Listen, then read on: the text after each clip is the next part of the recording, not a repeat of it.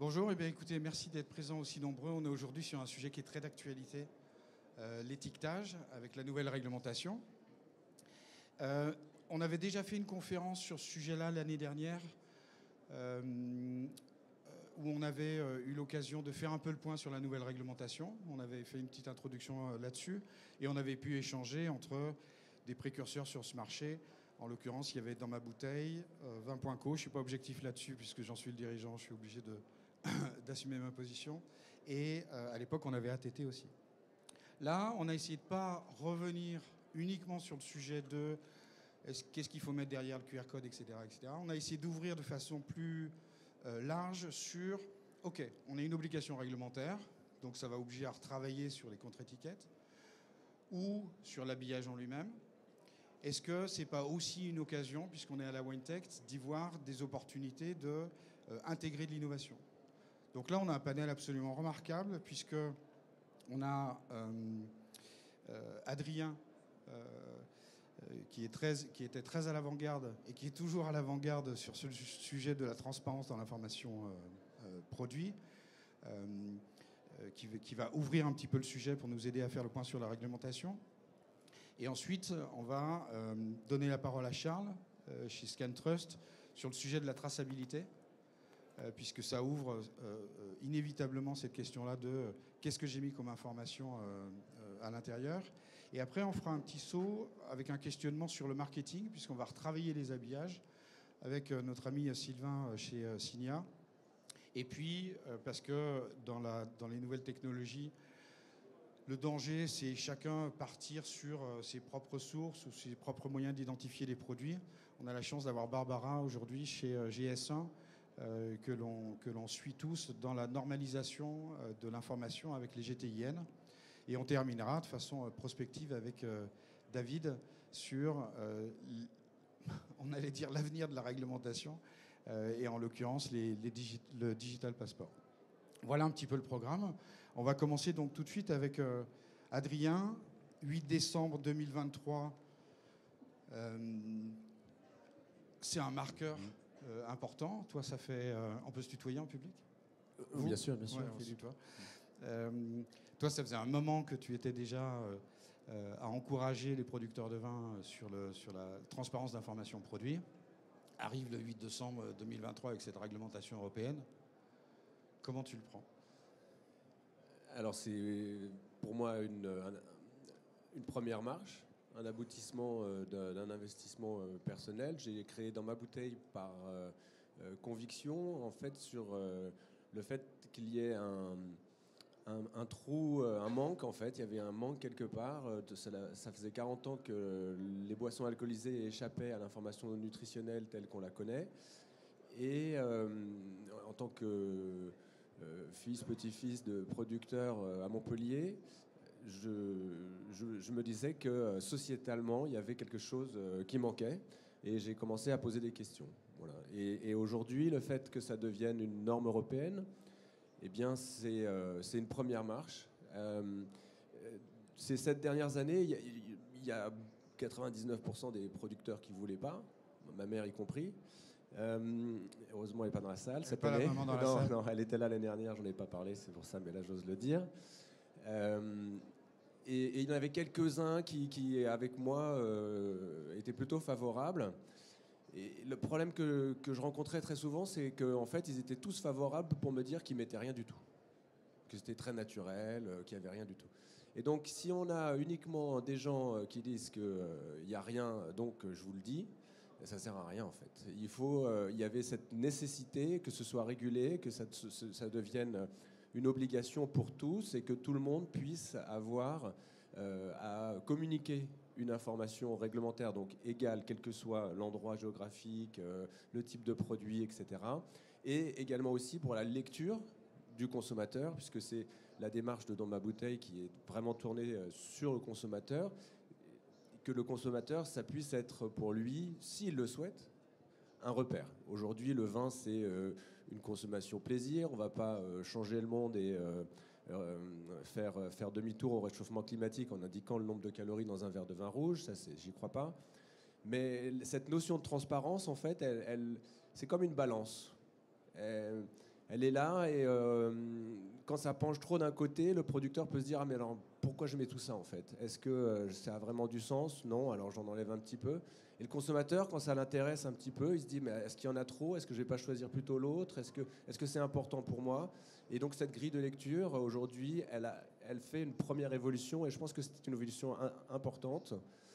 C'est une petite révolution qui ouvre d'autres perspectives parce que l'univers du vin qui est face à cette réglementation, finalement, ça va lui permettre de rattraper 40 ans de retard. Et ça permet aussi finalement d'arriver avec 2, 3, 4 ans d'avance sur tous les autres produits sur lesquels on se dirige certainement vers une transparence accrue et numérique aussi. Et du coup, ce qui est assez incroyable, c'est qu'on est les seuls dans ce marché des boissons alcoolisées. Donc tu me corriges si je dis des bêtises, mais finalement, le vin, c'est entre 8 degrés et 16, c'est ça? À pouvoir, puisque tous les autres sont obligés de l'avoir écrit de façon en lettres sur la contre-étiquette, la liste des ingrédients et le tableau, on est les seuls dans cette partie-là. Donc les sans-alcool ne sont pas concernés, les spiritueux et les bières ne sont pas concernés. On est les seuls dans ce créneau-là à avoir le droit de mettre un QR code et que ce QR code renvoie sur une page web. Donc ça a aussi fait naître tout un marché. Donc tu proposes une offre avec des QR codes pour aller sur une page. Bien sûr, moi j'accompagne les producteurs comme toi ou comme d'autres. On a des trajectoires différentes. Moi, ma trajectoire, c'est uniquement de me concentrer sur cette information consommateur, de la porter vers le consommateur, justement, que ce ne soit pas simplement une solution pour répondre à une réglementation, mais que ce soit aussi une solution qui amène une information que le consommateur peut lire, comprend. Et pour moi, c'est essentiel, même s'il s'agit de calories, même s'il s'agit d'ingrédients raisins, ok, mais il faut quand même le comprendre. Et donc, il y a cette notion de transparence. Il y a aussi la notion de pouvoir aller plus loin demain. On peut imaginer que derrière ces informations, l'Europe devienne un peu plus, demande un peu plus de choses encore. Ça peut être n'importe quoi. Ok. Et du coup, je vais faire la transition avec Charles, puisque là, on est en train de parler de donner des informations réglementaires et ça ouvre la porte, ça fait le passage avec une dimension marketing ou une information qui est née de la traçabilité aussi. Et là, Charles, chez toi, chez ScanTrust, c'est aussi votre cœur de business? Oui, merci Philippe, merci Adrien. Ce règlement, pour le nommer UE 2021-21-17, j'aime bien toujours rappeler son introduction. Elle dit cette introduction qu'on doit partager une information de qualité aux consommateurs. Et je pense qu'on est tous d'accord de dire que c'est le minimum des choses qu'on leur doit. Maintenant, nous, de l'information, on en partage depuis plus de 10 ans chez ScanTrust. On a, pour donner un ordre de grandeur, 1,3 milliard de QR codes qui circulent au moment où je vous parle. Et le fait de voir arriver ce règlement européen, c'est un peu comme une bénédiction pour nous. C'est un peu comme la récompense de 10 années de travail à essayer de pousser les industriels, les marques, les fabricants à partager de l'info, à digitaliser cette info pour que ce soit accessible au plus grand nombre. Donc comme tu disais, notre cœur de métier, c'est la traçabilité unitaire même, avec des brevets d'anti-contrefaçon, parce que l'information, si on ne peut pas la vérifier, elle ne vaut pas grand-chose à notre sens. Donc voilà, on est vraiment content et on pense que c'est le début d'une grosse transformation. Le 28 février, je ne sais pas si vous avez suivi, mais la TTB, qui est l'organisme américain pour le tabac et l'alcool, lance une séance plénière et ils vont très certainement faire un copier-coller du règlement européen. Donc on suit ça de près, on aura un temps de parole à cette occasion. On peut parler de la consigne de tri en Californie qui est digitalisable. Pareil pour l'Italie, la consigne de tri est digitalisable. Tout ça, c'est des sujets qui nous concernent. Et on pense qu'avec le même QR code, on peut adresser des problématiques nationales et internationales sur des sujets aussi variés que la RSE, les ingrédients et d'autres choses encore. Merci beaucoup, Charles. Et surtout, préparez les questions que vous pourrez poser après, puisque là, on essaye de faire un petit tour de table rapide et après, on sera vraiment ouvert aux questions que vous pourrez poser aux uns ou aux autres. J'ai trouvé ça intéressant, vu qu'on est tous dans le digital, d'accueillir Sylvain chez Signia, parce qu'on parle de données comme Bonjour. information aux consommateurs. Le fait que, et ça m'a permis de faire la transition, je t'en remercie Charles, sur le RSE, on sait qu'il y a une crise sur le marché du verre sur lequel il faut apporter des solutions. Et Sylvain, chez Signia, justement, vous êtes au niveau physique sur la bouteille, très à l'avant-garde. Tout à fait. Donc bonjour, je suis Sylvain Maillard, je suis le dirigeant de la société Signia. Donc on a un petit stand juste derrière, après vous pourrez passer si vous voulez.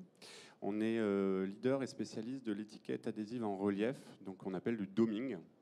Donc on imprime des étiquettes sur lesquelles on dépose de la résine polyuréthane transparente qui donne un effet bombé, un effet relief. Nos marchés au départ c'est la cosmétique, c'est le transport, c'est l'industrie. Et récemment on a découvert une nouvelle opportunité, c'est le marché du vin, de vin spiritueux, puisque aujourd'hui pour vendre une bouteille, il faut qu'elle soit de plus en plus belle, qu'elle soit de plus en plus jolie. Et donc certains domaines font des armoiries sur leurs bouteilles. Sauf qu'on a un problème, c'est que la rareté du verre, la crise de l'énergie, et puis les moules très chers avec les verriers, on a du mal à faire des petites et des moyennes séries, enfin les vignerons. Et donc nous, on propose une solution d'étiquetage en relief pour donner du peps à votre bouteille ou la rendre haut de gamme sans avoir à investir un seul centime dans un moule. En plus, l'intérêt, c'est que vous pouvez avoir un prototype en 5 jours sur votre bureau, à votre domaine, et en 15 jours, votre production d'étiquettes en relief.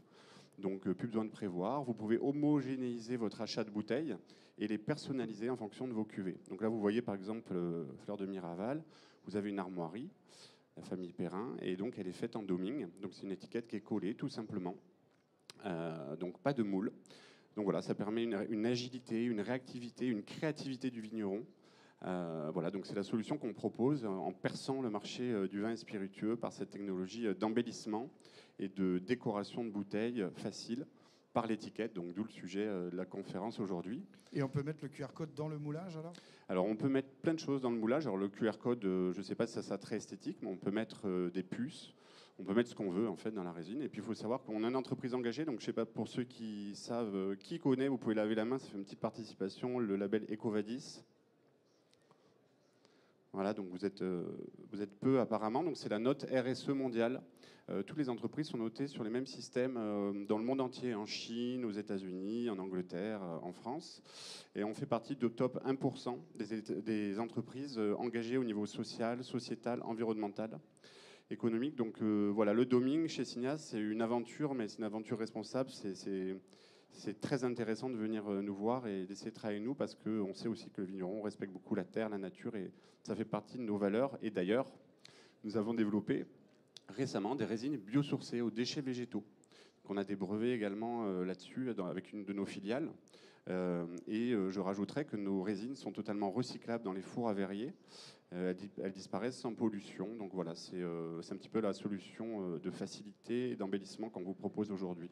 Voilà, n'hésitez pas à venir nous voir, on est juste derrière. Merci beaucoup Sylvain. Pour m'aider dans la transition, tu aurais pu me montrer sur la contre-étiquette. Donc je remonte l'armoirie. L'armoirie. Et je retourne la bouteille. Voilà. Oh, et donc il y a un QR code derrière. QR code. Mais alors donc ce QR code renvoie sur une page et chacun pourrait y aller un petit peu de son identifiant. Moi, c'est le numéro 324Z, machin, etc. Mais si chacun fait son propre numéro, on ne va pas s'en sortir, n'est-ce pas, Barbara ? Exactement. Bonjour à tous, moi c'est Barbara GS1. Donc, vous connaissez toutes GS1, c'est l'organisation internationale neutre à but lucratif. Le standard le plus connu que vous connaissez tous, c'est le code barre. Dedans ce code barre, il y a un numéro, 13 chiffres, c'est ce qu'on appelle le GTIN, le Global Trade Item Number. Et c'est cet identifiant unique, international et interopérable. Et comme tu disais, Philippe, ben si on parlait tous une langue différente, on ne pourrait pas se comprendre. Et cette nouvelle réglementation nous donne la possibilité de partager des informations à travers un étiquetage électronique. C'est quand même le premier produit de l'agroalimentaire à avoir cette possibilité. C'est un défi pour la filière. Donc, il faut que tous les opérateurs travaillent ensemble pour réussir ce défi. Et donc, pour s'échanger ces données, il faut bien parler la même langue. et aussi identifier le produit, on parlait de traçabilité, avec un numéro unique. Chez GESA, donc, voilà, on identifie des produits. Donc, dans ce cas-là, vous identifiez vos bouteilles, vos vins avec un numéro unique. Il y a aussi ce nouveau standard qui a été mis. Les standards, ils sont créés par les entreprises parce que c'est eux qui vont les utiliser. Et ce nouveau standard, c'est ce qu'on appelle le Digital Link avec le QR code augmenté GESA. Vous avez peut-être entendu parler, on a déjà des offreurs de solutions qui ont mis en place ce QR code comme aussi réponse à la nouvelle réglementation. Pourquoi c'est augmenté? Parce que dedans, on peut y mettre plus d'informations. Attention, on le sait, la réglementation, elle est très stricte, mais derrière ce QR code, vous les trouvez quelques-uns déjà dans le stand, vous regardez, et il y a effectivement cet identifiant unique.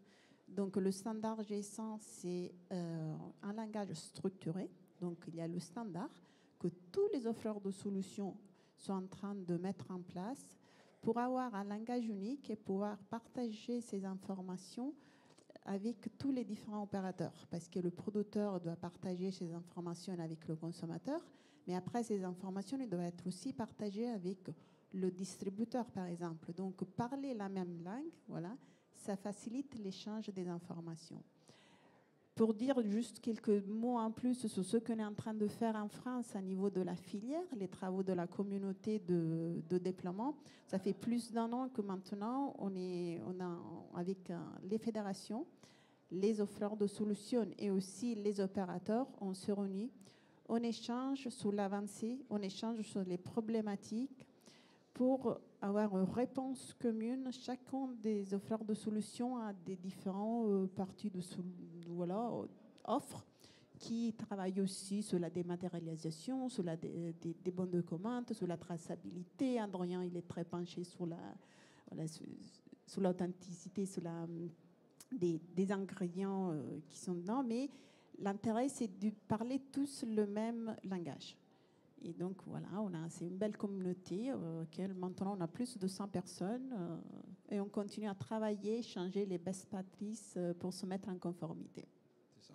Et c'est vraiment aller dans le bon sens puisqu'on est parti d'une demande finalement du consommateur pour plus d'informations produits qui amène le producteur à se booster un petit peu dans son marketing et dans cet enjeu-là, de ne pas oublier que finalement l'identifiant du produit depuis l'origine dans les vignes jusqu'au consommateur en passant par la distribution, si on a cet identifiant unique, donc le GTIN, ça va permettre d'être sûr de pouvoir le tracer du début jusqu'à la fin. Et pour bien comprendre que ce n'est pas juste un travail à faire aujourd'hui et que ça a un intérêt pour le futur, je trouvais ça intéressant d'avoir un peu de prospective de la part de David Beck, qui est enseignant-chercheur, et de nous permettre de voir en perspective aussi d'autres réglementations qui pourraient arriver, d'autres réglementations qui pourraient justifier qu'aujourd'hui, ça a vraiment du sens de prendre du temps pour digitaliser ces informations, les associer à un identifiant unique, et que cette étape, finalement, ce n'est pas juste une contrainte qu'on a pour le 8 décembre 2023, 2024 ou 2025, mais que pour le futur, ça puisse effectivement trouver sa place. Oui, merci Philippe. Donc, je m'appelle David, enseignant-chercheur, ancien entrepreneur. On parle d'identification, on parle d'authentification, donc c'est extrêmement intéressant. Je vais remonter un petit peu la surface. On a parlé de traçabilité, on a parlé de transparence. En fait, ce qui s'est passé en décembre dernier, donc le 7 décembre dernier, c'est une première étape. Une première étape de l'Union européenne. Et l'Union européenne a dégagé une stratégie à très long terme, stratégie jusqu'à 2050. Donc on ne va pas aller jusqu'à 2050, on va redescendre un petit peu jusqu'à 2030. En 2030, vous avez donc cette notion de traçabilité et de transparence. Elle est inscrite dans une notion qui s'appelle le pacte vert. Donc vous en avez entendu beaucoup parler avec les agriculteurs il y a quelques semaines. Donc le fameux farm to fork, donc de la ferme à la fourchette. Donc pour nous, en termes de viticulture, c'est extrêmement intéressant parce qu'il y a donc un suivi derrière cela. Le suivi est le suivant, simplement. l'Union européenne a décidé de mettre en place un nouvel outil qui va se généraliser au fur et à mesure, industrie par industrie. Donc nous, viticulteurs, vini, agriculture, on est un petit peu après pour l'instant. D'ici 2026, d'ici 2030, ce sont des secteurs prioritaires. Donc les secteurs prioritaires sont les batteries, notamment, et les piles, dans un premier temps. Le second secteur prioritaire, c'est le textile. Donc le textile est extrêmement intéressant. On va faire un petit pendant avec nous, la Viti, car vous avez d'ici 2030 une obligation pour tous les éléments de textile, donc des chaussures, des souliers, des vêtements, des vestes, peu importe quel type, d'avoir une nouvelle notion qui va arriver au fur et à mesure, qui s'appelle le passeport numérique de produits. Donc en anglais, le Digital Product Passport. Donc le passeport numérique des produits, comme son nom l'indique, c'est un passeport, donc on peut utiliser plein de définitions. Moi, j'appelle ça pour mes étudiants un carnet de santé. Vous savez ce que vous souhaitez comme définition, c'est un passeport pour un produit. Donc simplement, au fur et à mesure, l'Union européenne est en train de travailler secteur par secteur, notamment pour les prioritaires, mais pour nous, pour la Viti, au fur et à mesure, d'avoir des notions de traçabilité et de transparence. Donc ici, on est dans un premier temps, dans un premier terme, on est dans une notion de dématérialisation, donc on donne de l'information, on transmet de l'information via des technologies type QR code, extrêmement épurées, extrêmement utilisées. Vous avez d'autres types de technologies de traçabilité et d'authentification, comme les puces NFC, voire des outils un peu plus pointus d'IoT. Après, vous avez donc un ensemble très très ouvert, hein. Vous avez beaucoup de choses. L'idée, pour en finir jusque-là, en attendant vos questions si vous le souhaitez, c'est un premier temps. Voilà. Simplement, il faut se souvenir que cette dématérialisation, cette information transmise au consommateur n'est qu'un premier temps. Le consommateur peut scanner, aura une information. Moi, je fais le pendant avec du Web 1. Donc, il a une information unidirectionnelle. Il reçoit une information, donc il scanne, il regarde. OK, pourquoi pas, j'ai cette information nutritionnelle, j'ai ce Nutri-Score, j'ai cette liste d'ingrédients. Vous allez avoir au fur et à mesure ce qu'on appelle le Web 2 et le Web 3, donc des notions d'interaction qui vont se développer entre le consommateur, le producteur et toute la chaîne de valeur au fur et à mesure via cette notion qui s'appelle le passeport numérique des produits, le Digital Product Passport. Voilà pour une grande introduction sur ce sujet. Je te remercie beaucoup, David, pour cette introduction très claire.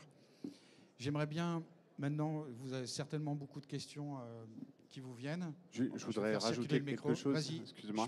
Pendant que tu interviens, je passe dans la salle pour identifier les gens qui voudraient. Oui, donc par rapport à cette étiquette que je vous ai présentée, il y a aussi un intérêt de diminuer le poids de la bouteille. Vous savez que parfois, au Canada, on ne peut pas exporter une bouteille de plus de 350 grammes. Le fait de ne pas avoir à couler une armoirie dans le verre, ça permet de réduire le poids de la bouteille. Donc ça vous permet aussi d'exporter plus facilement, sachant que vous exportez plus facilement et en plus ça vous coûte moins cher en transport. Donc c'est la décarbonation du monde viticole. Donc c'est assez intéressant de ce côté-là aussi.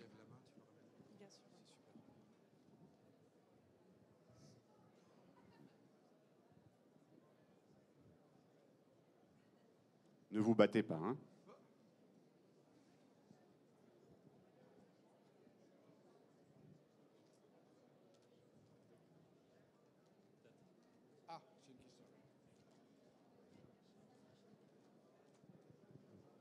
Bonjour à tous, je m'appelle Jacopo, je suis membre de la WineTech via une start-up qui développe une plateforme qui s'appelle Grapes Chain, qui a comme ambition également celle de valoriser ce qu'il y a à l'intérieur d'une bouteille, de standardiser la façon dont on communique et on certifie l'authenticité qu'il y a dans le vin à l'intérieur d'une bouteille, notamment par rapport aux normes qui s'appliquent en matière d'appellation. Donc essayer de standardiser dans le marché unique européen la façon de certifier cette authenticité, cette conformité. Ma question était celle-ci. Est-ce que le dialogue entre public et privé est déjà parti en dehors de ce qui concerne exclusivement les informations nutritionnelles, donc le règlement notamment qui est entré en vigueur fin décembre? Est-ce qu'il y a déjà des tables rondes à niveau européen? Est-ce que le public invite le privé afin qu'il y ait des solutions de ce type qui sont mises sur le marché, ou est-ce que c'est plutôt quelque chose qui reste à niveau public, qui est de domaine public et donc administratif? Merci.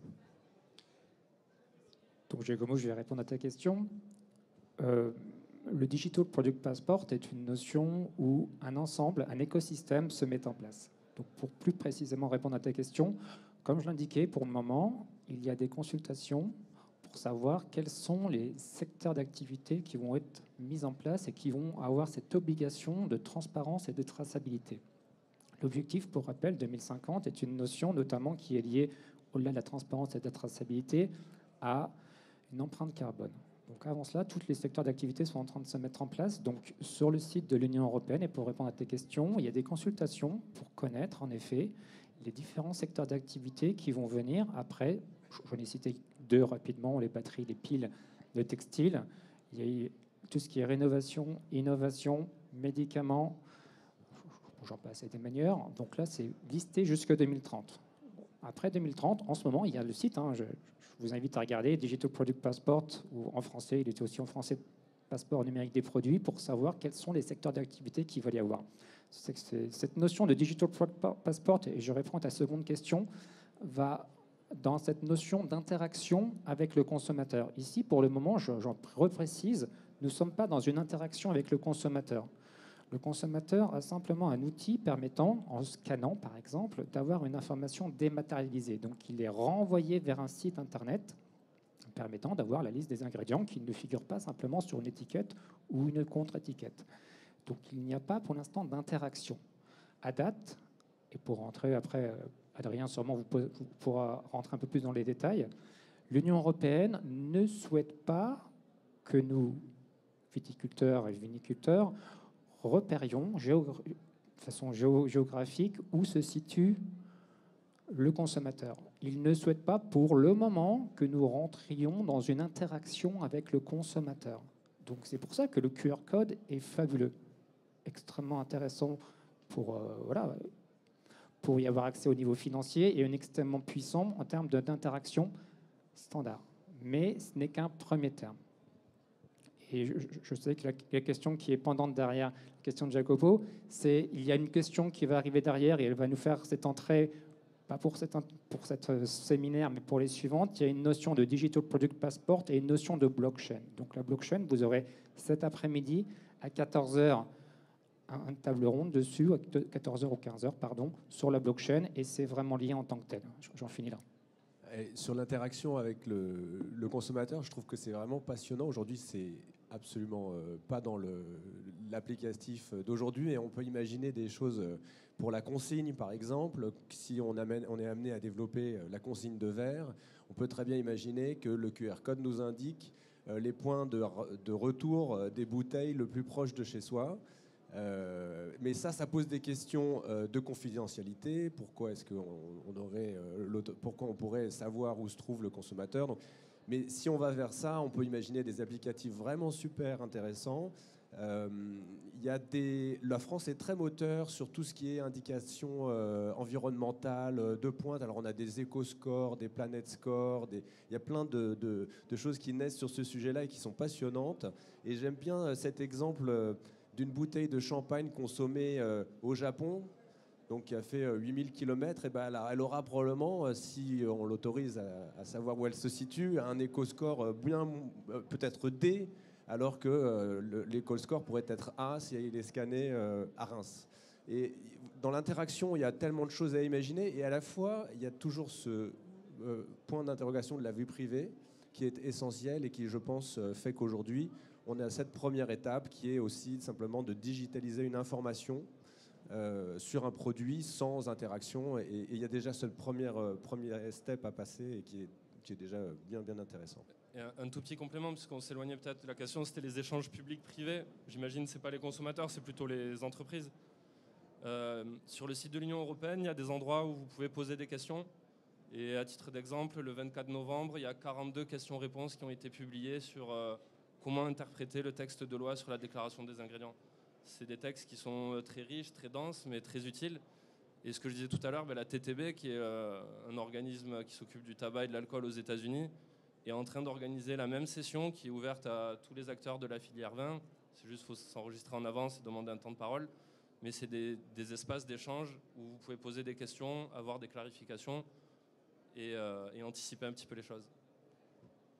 Merci Charles. Je crois qu'on a une autre question là-bas. Juste avant que vous la posiez, je voulais rebondir sur l'exemple que donnait Adrien d'une application qui permettrait de savoir, quand on scanne une bouteille, où quelle déchetterie elle est. Elle existe en Italie. Elle s'appelle Junker, Junker, si vous voulez la télécharger. Je ne suis pas actionnaire dedans, c'est vraiment... je vous donne l'information. Et effectivement, en Italie, c'est juste incroyable. La digitalisation de cette information est obligatoire. Donc tous les produits en Italie avec un barcode, vous les scannez avec cette application.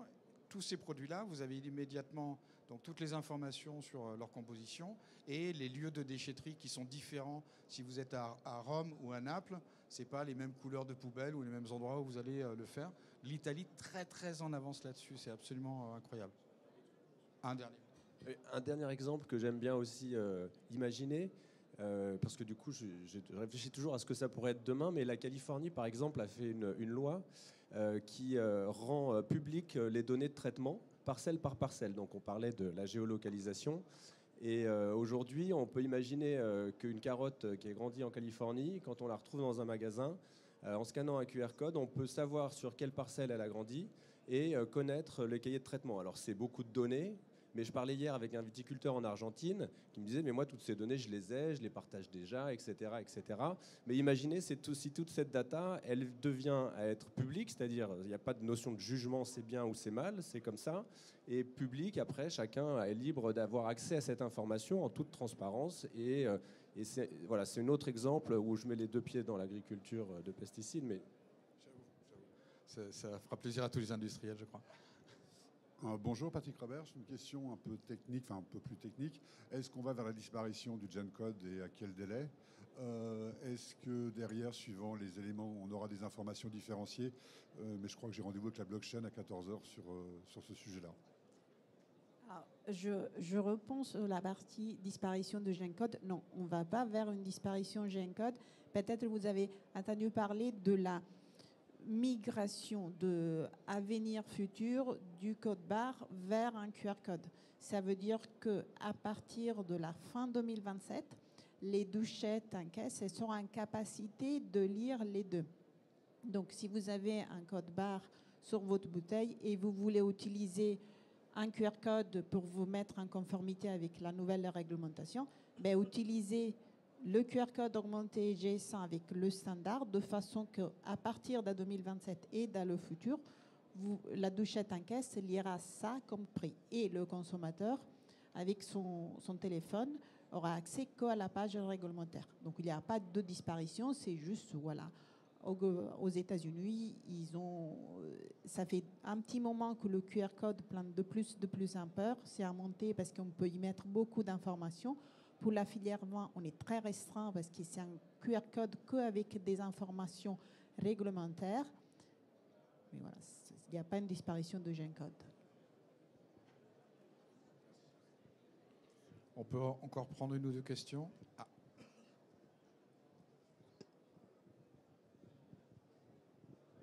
Bonjour, Stéphane Vatepin. Moi, j'avais une question concernant les informations qu'on peut partager. J'ai cru comprendre que l'UE, en fait, nous obligeait à partager les valeurs nutritives et les ingrédients du produit. Mais ce qui veut dire que nous sommes pour l'instant interdits de partager d'autres informations. Et donc aussi sur cette page, de ne pas mettre de lien vers une autre page qui va donner des informations sur le produit, enfin tout autre. Je me trompe ou pas ? Pas du tout. Et c'est... Oui, et juste avant que tu répondes, je sais que tu vas donner des éléments très précis, mais c'est vrai que c'est assez violent parce qu'il y a un texte des questions-réponses qui est sorti, c'était quoi, le 24 novembre.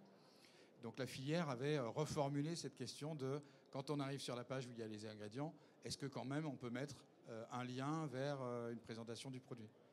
Et là-dedans, on a une réponse de la commission qui dit, non. Pas de lien. Okay. Et donc pas d'échange entre le consommateur et le producteur. C'est ça. C'est-à-dire qu'on est aujourd'hui dans une situation où, quand vous scannez le QR code et que vous arrivez sur la page, éventuellement, dans un contrôle des douanes, que ce soit en France ou dans un autre pays à l'étranger, si vous avez mis un lien vers votre site web ou vers un site marchand, il va dire « je ne suis pas d'accord ». Et donc ça veut dire que tout ce qu'on a pu échanger, toutes toutes les informations potentiellement qu'on va pouvoir partager à l'avenir, ça c'est des choses qu'on est obligé de mettre en attente, en hold, Non. si je puis dire. Non Enfin, Si je peux apporter un complément, du coup, le texte européen dit que vous n'avez pas le droit de partager d'informations marketing. Maintenant, il n'y a pas de définition juridique de qu'est-ce qu'une information marketing. Les copains allemands, ils vont dire que la photo de la bouteille, par exemple, c'est trop marketing. Alors que la DGCCRF française a dit non, c'est très bien d'avoir une photo de la bouteille. Si le producteur imprime le QR code sur la mauvaise bouteille, c'est quand même un garde-fou d'avoir un visuel. Et en extrapolant, la DGCCRF a dit que c'était OK, tout ce qui était RSE, donc consigne de tri, certification bio, label Déméter, etc., qui ne sont pas considérés comme de l'info marketing.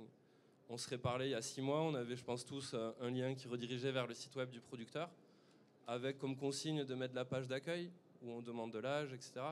Là, la Commission européenne a dit toute redirection vers un site tiers est interdite. Et alors là, c'est à mon échelle personnelle, on a une tendance qui est observée, c'est la multiplicité des QR codes.